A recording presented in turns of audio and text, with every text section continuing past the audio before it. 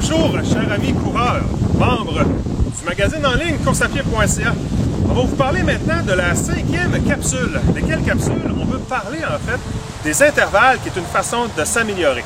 Alors, je suis avec Daniel Rioux et on va parler de 4 choses en fait. On va expliquer, on va essayer de vulgariser le mieux possible c'est quoi la vitesse aérobie maximale. On va essayer de vulgariser la science qui est en arrière de l'intervalle. On va dire à quoi ça sert les intervalles, puis on va donner un exemple d'intervalle tout simplement. Donc, en premier, Daniel, j'aimerais ça que tu m'expliques, parce que tu sais, pour avoir donné des cours à des gens, je trouve ça compliqué personnellement d'expliquer la vitesse aérobie maximale. Fait que j'aimerais ça, Daniel, que tu essaies de me l'expliquer et de la vulgariser le mieux possible. La vitesse aérobie maximale, c'est une valeur théorique, qui est mesurable dans la pratique. C'est la vitesse à laquelle on irait si on utilise 100% de l'oxygène disponible dans notre corps. Donc, si on utilise seulement ce qu'on appelle le processus aérobie dans notre corps pour courir. Sur le terrain, ce que ça veut dire, c'est que ça représente environ la vitesse qu'on peut tenir si on court la plus longue distance possible en 6 minutes. Donc, si... Le temps reconnu, c'est 6 minutes? Ouais. 6 minutes, full pin. En gérant ce 6 minutes-là, on serait capable le mieux possible, on serait capable de connaître notre vitesse aérobie maximale. Exactement. Okay. Pour savoir si tu l'as géré le mieux possible, normalement, tu devrais commencer à la même vitesse que tu as fini.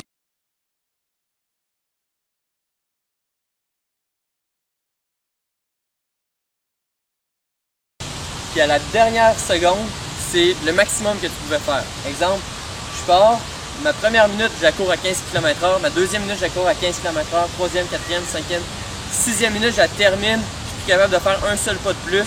On peut penser que 15 km/h, ce serait ma vitesse aérobie maximale, donc ma VAM. OK, cool.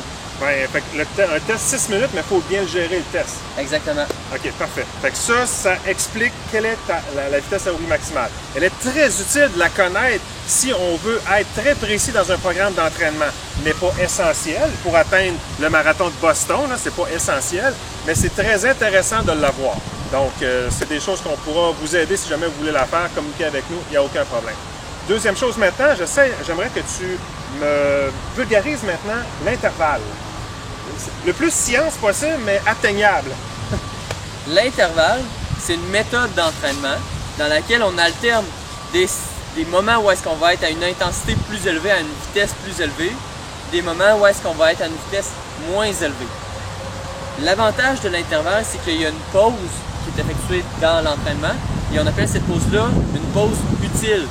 Parce que son rôle à cette pause-là, c'est d'être capable, c'est de nous permettre de faire un plus grand volume d'entraînement à une vitesse élevée. Je vous donne un exemple. Tantôt, on disait, moi, je suis capable de courir, par exemple, 6 minutes à 15 km/h.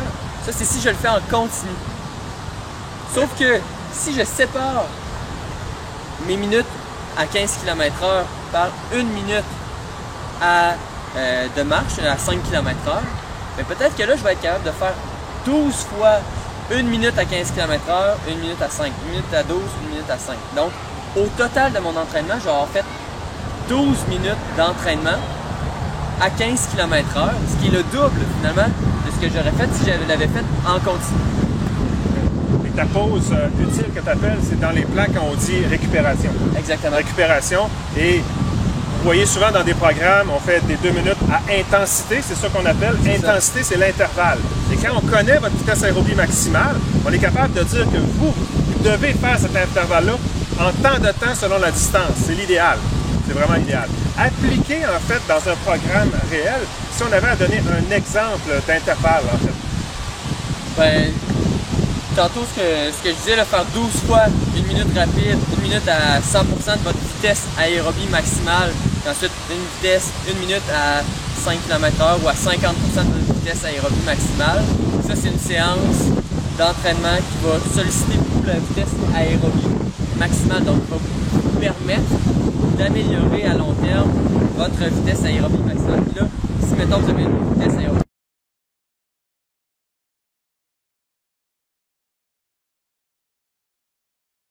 maximale de 15 en ce moment, peut-être qu'elle va passer à 15,5 15.25, 15.5, 15.75 km/h. Nul doute que c'est intéressant d'améliorer notre vitesse aérobie maximale, puis souvent on dit sur deux aspects principaux. Évidemment, on va plus vite.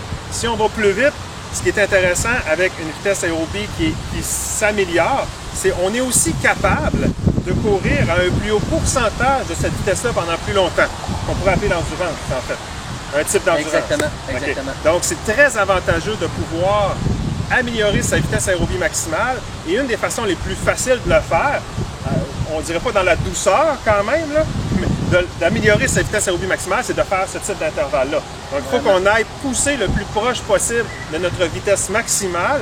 Et plus on le fait, plus on s'améliore, tout en respectant notre corps et notre capacité de récupération pour être en mesure que la journée d'après votre séance d'intervalle, que vous ne soyez pas détruit au point de ne plus être capable de descendre des escaliers ou des montées.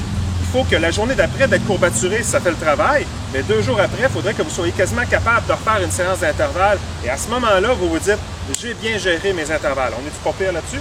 Ouais, ben même, je dirais, si vous avez des courbatures suite à votre séance d'intervalle, elle était peut-être un petit peu trop rapide ou peut-être même un petit peu trop volumineuse. Donc, si vous avez des courbatures, des légères courbatures, ça va. Ça. Si vous avez des grosses courbatures le lendemain, là, ça veut dire que votre séance était trop difficile. Il ne faut pas refaire cette même séance-là. Parce qu'il faut réellement respecter votre corps là-dedans, parce que si, à cause de trop grandes courbatures, votre prochaine séance est trop loin, on perd certains avantages d'avoir fait cette séance d'intervalle-là.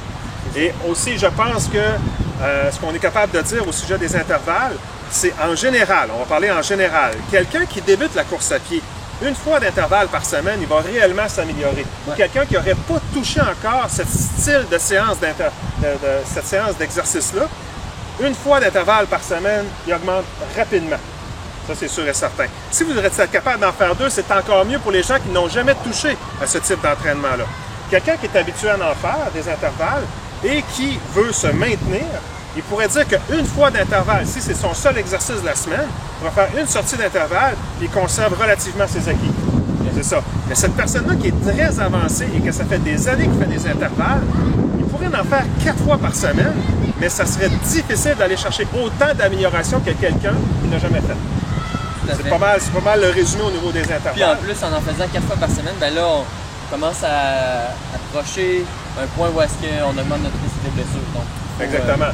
L'idée de toujours, en fait, respecter votre corps, selon la première capsule qu'on a expliquée aussi, c'est que le corps s'adapte et il faut que vous respectiez justement la capacité de votre corps à s'adapter. Donc, si jamais vous êtes très avancé et que vous voulez continuer à renforcer votre corps, bien, variez les surfaces de course à pied, variez les exercices, allez chercher des exercices complémentaires, mais certainement pas, il ne faut pas oublier les intervalles, il faut continuer à en faire quand même. C'est la façon qu'on peut réellement atteindre des objectifs élevés en vitesse et être encore plus endurant et d'être performant. C'est bien ça? Avez-vous quelque chose à ajouter, mon cher? Oui, bien, faites ça. Félicitations, merci beaucoup tout le monde. À la prochaine capsule.